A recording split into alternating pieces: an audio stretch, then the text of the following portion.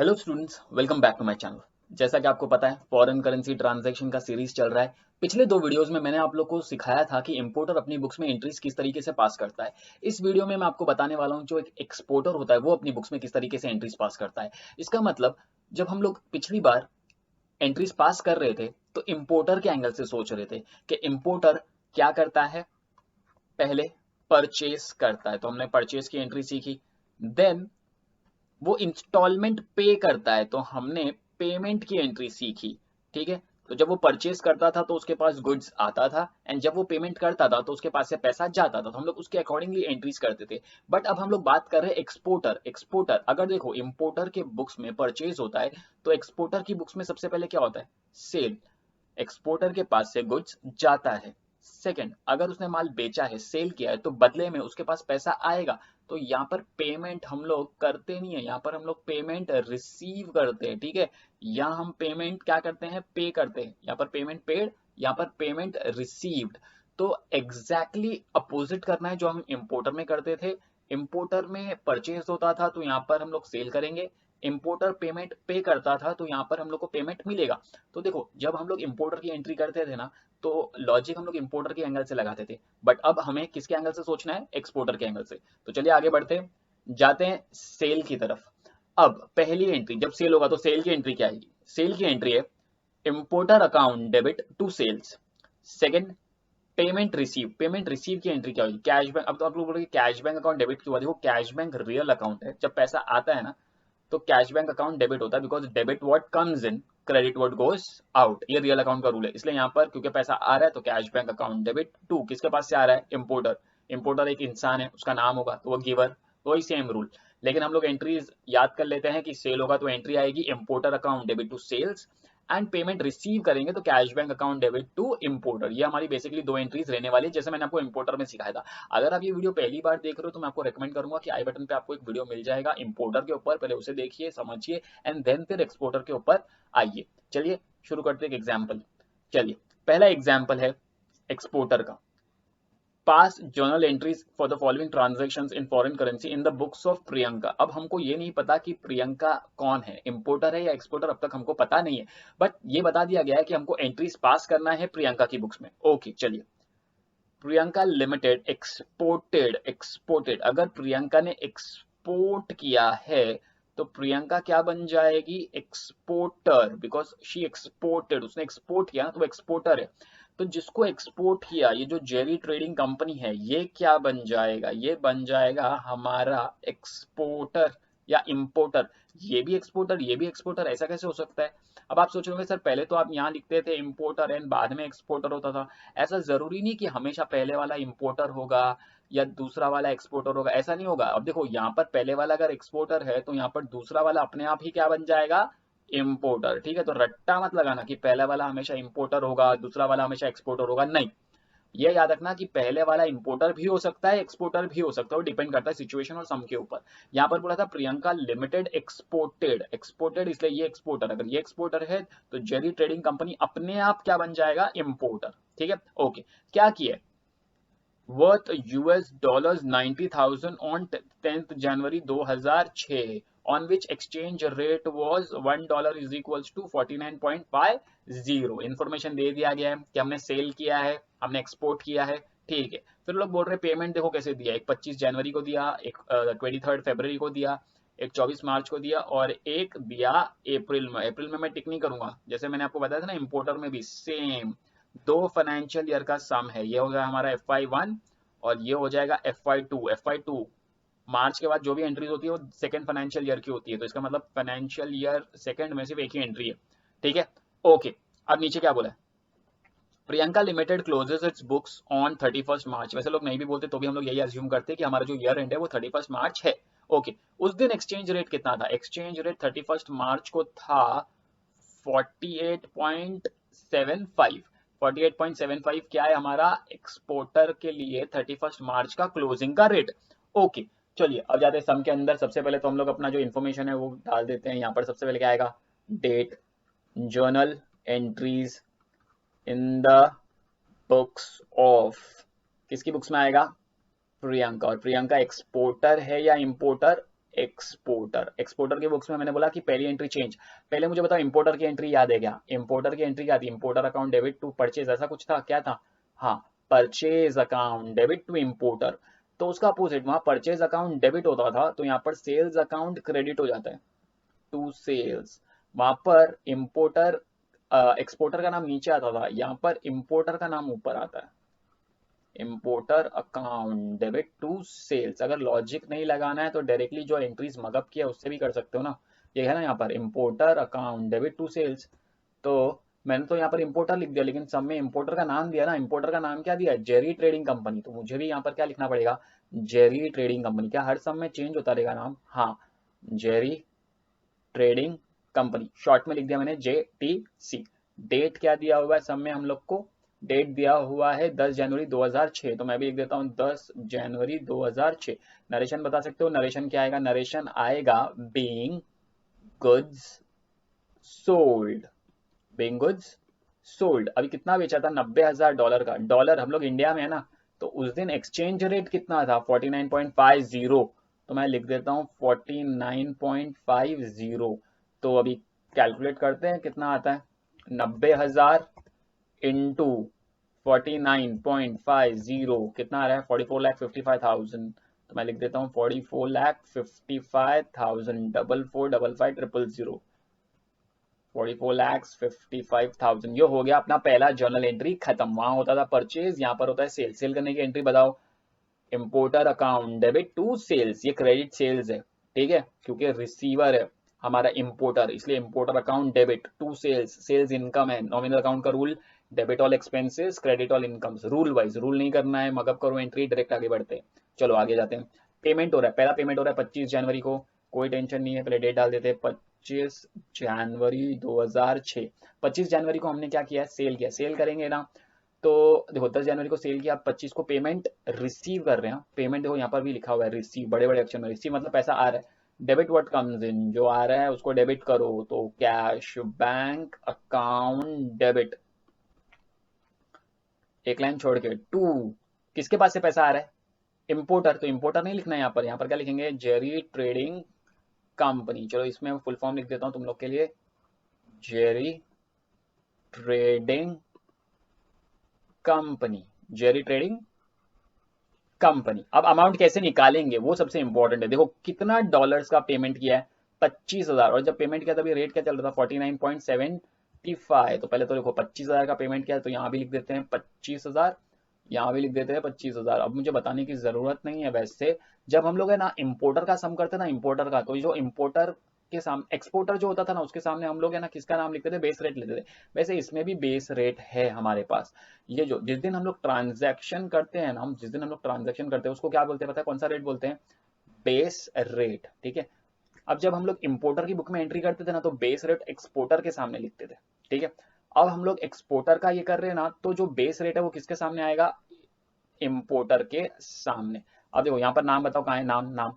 अच्छा, अगर लॉजिक नहीं लगाना तो सिंपल लॉजिक ये लगा सकते हो तुम लोग, जो भी नाम रहेगा ना उसके सामने बेस रेट आएगा, चाहे वो इंपोर्टर हो चाहे वो एक्सपोर्टर हो, किसी की भी बुक हो। कैश बैंक के सामने हमेशा न्यू रेट ही आएगा। ये सिंपल लॉजिक बना सकते हो। देखो यहाँ पर इस बार बेस रेट मैं नीचे लिख रहा हूँ 49.50। देखो ये रहा, ये हमारा बेस रेट था। पहले मैं बेस रेट ऊपर लिखा करता था जब इंपोर्टर का सम था। अब जब एक्सपोर्टर का आता है ना, तो ये जो बेस रेट होता है ना वो नीचे चला जाता है, ठीक है, नाम के सामने। And new rate, new rate कितना है? 49.75। 49.75 देखते हैं। हाँ 49.75। अब क्या करेंगे? मल्टीप्लीकेशन करते हैं। तो मल्टीप्लीकेशन करके देखते हैं कितना आंसर आता है। 25,000 इंटू 49.75 कितना आ रहा है? 12,43,750। ठीक है। अब नीचे वाले को भी मल्टीप्लाई करके देखते हैं। 25,000 इंटू 49.50, 12,37,500। तो 12,37,500। ओके, अब डिफरेंस हमको देखना है। डिफरेंस कितना है? डिफरेंस कितना है? 12,43,750 यहाँ पर। एंड देन डिफरेंस को माइनस करके देख लेते हैं। माइनस 12,43,750, 6250, 6250 यहाँ पर कम आ रहा है, क्रेडिट में कम आ रहा है। इसका मतलब हमको क्या हो गया? प्रॉफिट। प्रॉफिट होता तो यहाँ पर भी वही सेम अकाउंट आने वाला है जो हम लोग ने वहां पर लिया था। उस अकाउंट का नाम क्या है? FEF account. FEF stands for foreign exchange fluctuation account. इसका नरेशन बताओ। वहां पर हम लोग लिखते थे बीइंग पेमेंट पेड, यहाँ क्या लिखेंगे, being part payment receive, part payment received and profit realise, profit realise. ये वाला सेंटेंस इंपोर्टर एक्सपोर्टर दोनों के लिए सेम है। लॉस होता तो मैं इनकर लिख देता, लॉस इनकर्ड। ये वाला सेंटेंस इंपोर्टर एक्सपोर्टर दोनों के लिए सेम है। ओके चलो आगे आ गई 23 फरवरी। 23 फरवरी को फिर से पेमेंट किया है, तो 23 फरवरी 2006, एंट्री तो सेम ही रहने वाली है, चेंज नहीं होगा। कैश बैंक अकाउंट डेबिट, एक लाइन छोड़ देंगे, क्या लिख देंगे, to Jerry trading company, Jerry trading company. कितना डॉलर्स है सब में देखते हैं, $24,000, तो मैं भी यहाँ लिख देता हूँ $24,000, यहाँ भी $24,000, यहाँ भी। नीचे कितना लिखना है रेट पहले से पता है, 49.50, बेस रेट फिक्स। ऊपर आता है नया रेट, नया रेट बता दो, नया रेट कैसा आएगा, ये रहा नया रेट 48.90, तो मैं लिख देता हूँ 48.90। तो अब मल्टीप्लीकेशन करके देखते हैं, 24,000 इंटू 48.90 पहले, तो 11,73,600 आई गेस, एक बार देख लेते हैं जी। एंड देन वापस से 24,000 इंटू 49.50, तो आ रहा है 11,88,000। देन क्या करेंगे, सब्ट्रैक्ट माइनस 11,73,600, 14,400 का गैप आ रहा है इस बार ये साइड पे। अगर डेबिट साइड पे कम आ रहा है तो क्या हो जाएगा, F E F account debit हो जाएगा, लॉस हो रहा है, एफ ई एफ अकाउंट क्या हो गया, डेबिट हो रहा है, तो लॉस। इसका नरेशन क्या आएगा, being part payment received, being part payment received and loss incurred, and loss incurred. ठीक है, सिंपल। ओके चलो आगे जाते हैं क्वेश्चन में। 24 मार्च को जाएंगे हम लोग, 24 मार्च लिखेंगे, साल फिर से सेम एंट्री, देखो एंट्री सेम ही है, चेंज ही नहीं हो रहा है, पेमेंट कर रहे हैं ना, खाली अमाउंट चेंज होगा, एंट्री रहने वाला है सेम। फिर से पैसा आ रहा है तो कैश बैंक अकाउंट डेबिट, किसके पास से आ रहा है, Jerry trading company, Jerry trading company के पास से पैसा आ रहा है। ओके कितना डॉलर्स आ रहा है इस बार, आने वाला है 24 हो गया, अभी फिर से 24 आने वाला है, तो हम लोग जाते हैं, यहाँ भी 24, यहाँ भी 24, नीचे तो मुझे पता है कितना लेना है, 49.50 बेस रेट फिक्स, ऊपर लेना है न्यू रेट, न्यू रेट बता दो कितना आएगा, न्यू रेट है 48.60, तो मैं लिख देता हूँ 48.60, 48.60। देन क्या करेंगे, कैलकुलेट, कैलकुलेट कैसे करेंगे, 24,000 इंटू 48.60 कितना आ रहा है, 1166,400, 1166,400, यहाँ से इसे मैं हटा दूं, एंड देन नीचे 24,000 इंटू 49.50, 49.50 तो आ रहा है कि वापस से एक बार कर लेते हैं, 24,000 इंटू 49.50 इज 11,88,000, ओके 11,88,000। ओके फिर से ये साइड का कमा रहे, कितना कमा रहे उसके लिए फिर से कैलसी का इस्तेमाल करना पड़ेगा, माइनस 11,66,400, 21,600 ये साइड पे कमा रहा है, 21,600।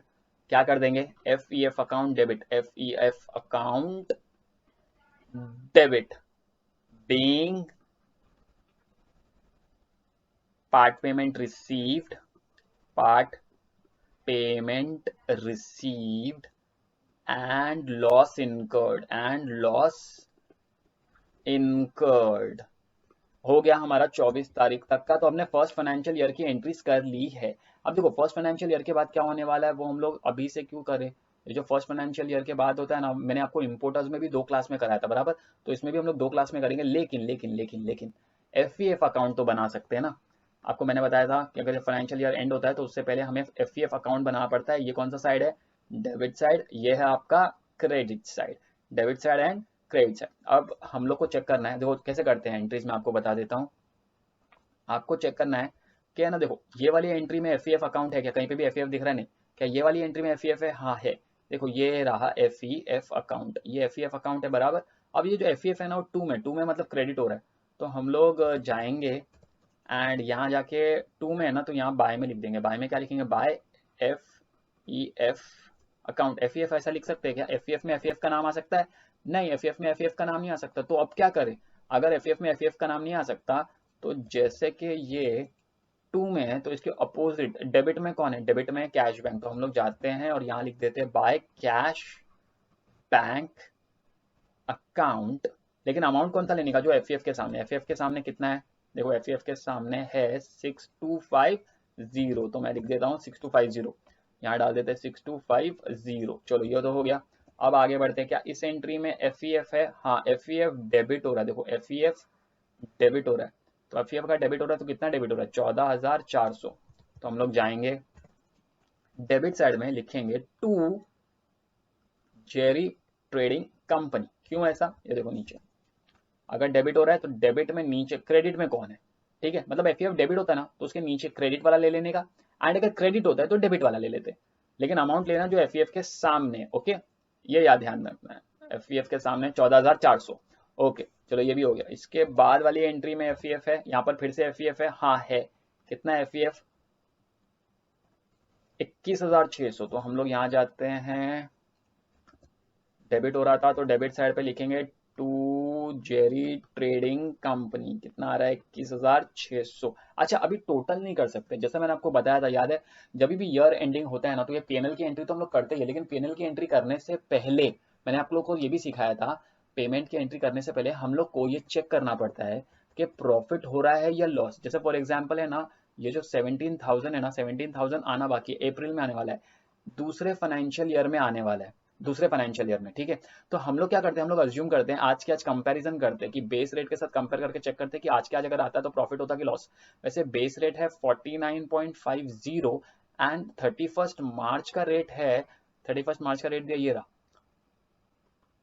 48.75। ओके अब देखो, अब आपको सोचना पड़ेगा कि ना यहाँ पर रेट इंक्रीज हुआ कि डिक्रीज हो गया। एक तो है ना रेट हो रहा है डिक्रीज, रेट हो रहा है डिक्रीज, कितने से डिक्रीज हो रहा है वो मैं आपको माइनस करके बता देता हूँ, 49.50 माइनस 48.75, 0.75 से डिक्रीज हो रहा है, 0.75 से डिक्रीज हो रहा है, तो है ना लॉस हो रहा है। अब आप बोलोगे सर आपको कैसे पता चला कि लॉस हो रहा है, तो देखो लॉजिक सेम लगाओ, लॉस हो रहा है या प्रॉफिट के लिए सिंपल लॉजिक है। देखो ये वाला ये जो पार्ट है ना 25 तारीख का, देखो 25 तारीख को है ना बेस रेट है 49.50 और बाद में हो गया 49.75, मतलब इंक्रीज हुआ था यहाँ पर ना बेस रेट से कंपैरिजन करें तो जब इंक्रीज हुआ तो मुझे प्रॉफिट हुआ।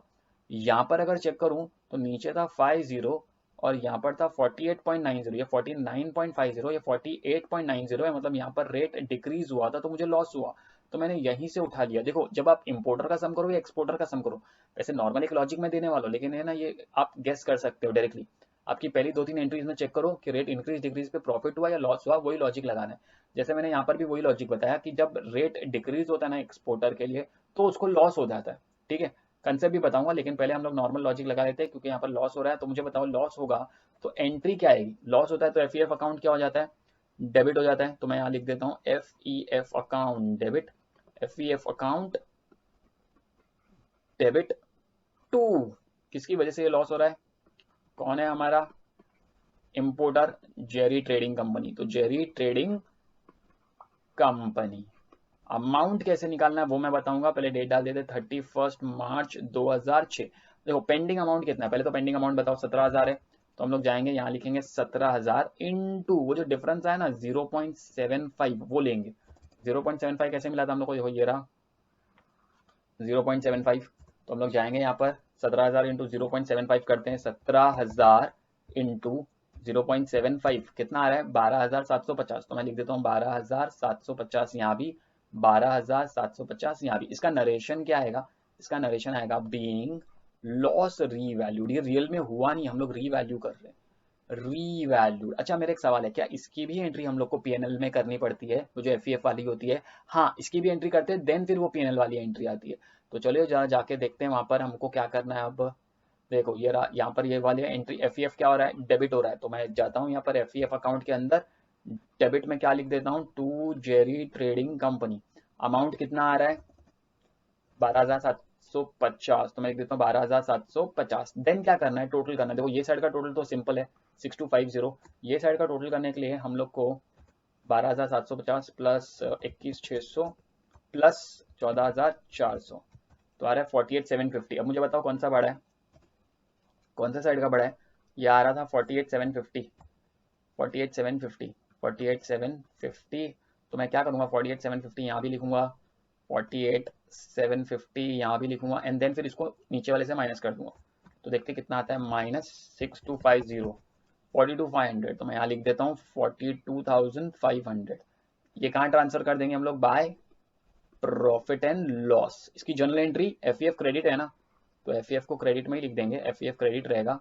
तो ऊपर कौन आएगा, ऊपर आ जाएगा प्रॉफिट और लॉस। बाय में है ना प्रॉफिट एंड लॉस, तो बाय मतलब ऊपर आ जाता है, डेबिट टू एफ। अमाउंट कितना आएगा, 42,500। चलो जाते हैं एंट्री में, और एंट्री में लिख देते हैं हम लोग, यहाँ पर मैं डेट डालूंगा वापस से 31 मार्च 06। एंट्री क्या होगी, एंट्री आएगी प्रॉफिट और लॉस अकाउंट डेबिट, प्रॉफिट और लॉस अकाउंट डेबिट